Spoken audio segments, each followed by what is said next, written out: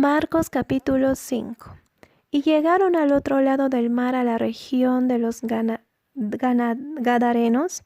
Cuando Jesús salió de la barca, enseguida vino a su encuentro, desde los sepulcros, un hombre con un espíritu impuro que habitaba en los sepulcros, y nadie lo podía sujetar, ni aun con cadenas. Muchas veces lo habían atado con grillos y cadenas, pero él había roto las cadenas y destrozado los grillos, y nadie lo podía dominar.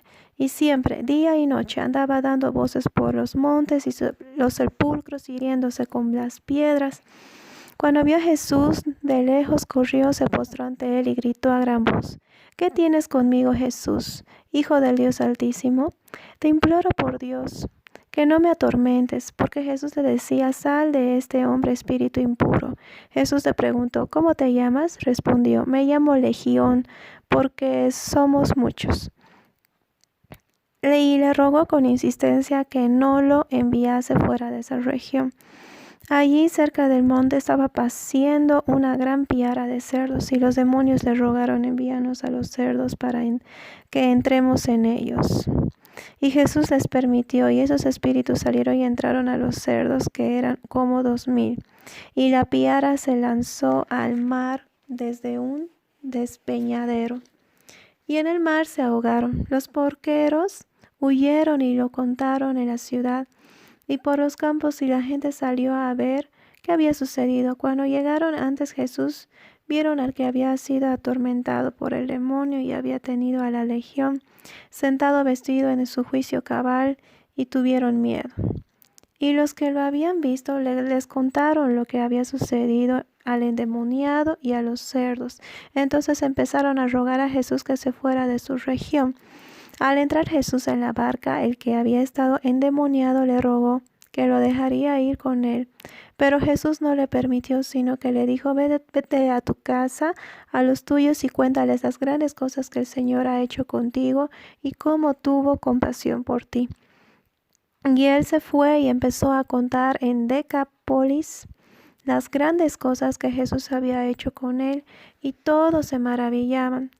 Cuando Jesús volvió en la barca a la otra orilla, se reunió alrededor de él una gran multitud allí junto al mar, y vio uno de los principales de las sinagogas, llamado Jairo. Al ver a Jesús, se postró a sus pies y le rogó con fervor: mi hija está muriendo, ven, pon las manos sobre ella para que sane y viva. Jesús fue con él, y le seguía una gran multitud y lo apretaban. Está allí una mujer que padecía de hemorragia desde hacía 12 años. Había sufrido mucho de muchos médicos y había gastado todo lo que tenía sin ningún provecho, antes iba peor. Cuando oyó hablar de Jesús, llegó por detrás de él entre la multitud y tocó su vestido, porque pensaba: si tan solo tocara su manto, quedaré sana.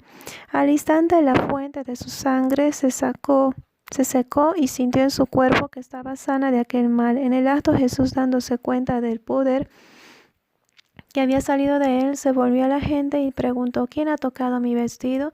Sus discípulos contestaron: ¿estás viendo que la gente te oprime y preguntas quién me ha tocado? Pero él miró alrededor para ver a la que lo había tocado. Entonces la mujer, atemorizada y temblorosa, sabiendo lo que le había sucedido, vino y se postró ante él y le contó toda la verdad. Y él le dijo: hija, tu fe te ha sanado, ve en paz y queda sana de tu enfermedad. Cuando Jesús estaba aún hablando, vinieron de casa del principal de la sinagoga y le dijeron: tu hija ha muerto. ¿Para qué molestas aún al maestro? Al oír esto, Jesús dijo al principal de la sinagoga: no temas, cree solamente.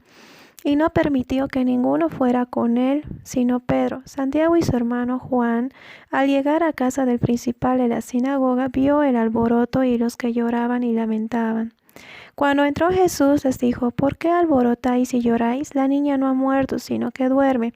Y se burlaron de él, pero él los echó a todos. Como tomó al padre y a la madre de la niña y a los que habían ido con él, y entró donde estaba la niña. La tomó de la mano y le dijo: Talita cumi.